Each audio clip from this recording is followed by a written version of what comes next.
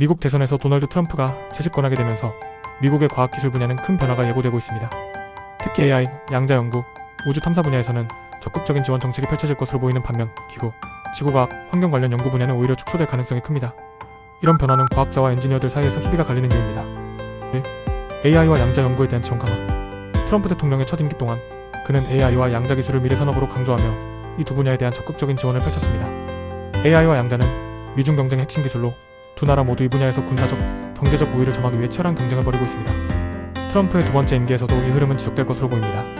특히 AI 혁신을 국가 안보와 군사적 용도로 활용하는 방안에 대한 행정명령이 나올 것으로 예상됩니다. 한편 조 바이든 정부도 AI와 양자 기술에 대한 지원을 아끼지 않았지만 트럼프는 바이든 정부의 AI 연구 시범 프로젝트를 철회하겠다고 밝혔습니다.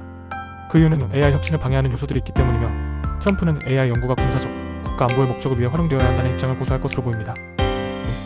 우주 탐사 분야의 변화. 나사와 우주 탐사의 미래도 트럼프 행정부 하에서 큰 변화를 겪을 것으로 예상됩니다. 아르테미스 프로그램은 인간을 다시 달에 보내기 위한 나사의 핵심 프로젝트로 이는 엄청난 예산과 시간이 소요되는 프로그램입니다. 그러나 아르테미스의 주요 발사체인 스페이스 론치 시스템의 발사 비용은 매우 비싸며 재사용이 불가능하여 효율성에 문제가 있습니다. 또한 아르테미스 프로그램의 진전 속도가 더디고 중국이 달 탐사를 위한 계획을 차근차근 진행하고 있어 미국의 우주 탐사에 대한 압박이 커지고 있습니다.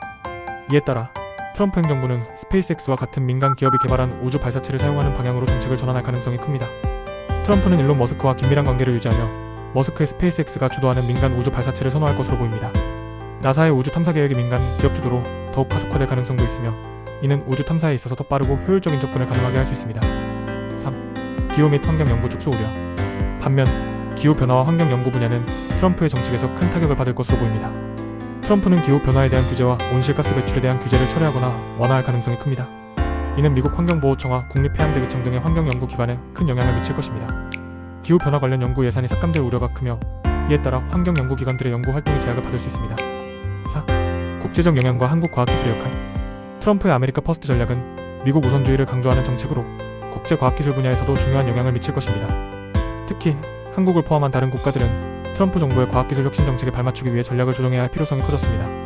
예를 들어 반도체 보조금과 관련된 협상에서 한국은 미국의 기술 투자에 보완적 역할을 하여 반도체 보조금이나 관세 문제를 해결할 수 있는 기회를 가질 수 있습니다. 한국의 반도체 기술은 미국의 대중국 기술 단절 정책에 따라 중요한 협상 카드로 작용할 가능성이 있습니다. 또한 AI와 반도체 분야에서 한국은 미국의 기술 발전을 보완할 수 있는 역할을 할 수 있습니다. 결론. 트럼프의 재집권은 AI, 양자 연구, 우주 탐사 분야에서 큰 발전을 가져올 것으로 예상되며 민간 기업의 역할이 커지고 국가 안보와 군사적 목적을 위한 기술 혁신이 촉진될 것입니다. 그러나 기후변화와 환경 연구 분야는 큰 어려움을 겪을 수 있으며 이는 국제적으로도 영향을 미칠 것입니다.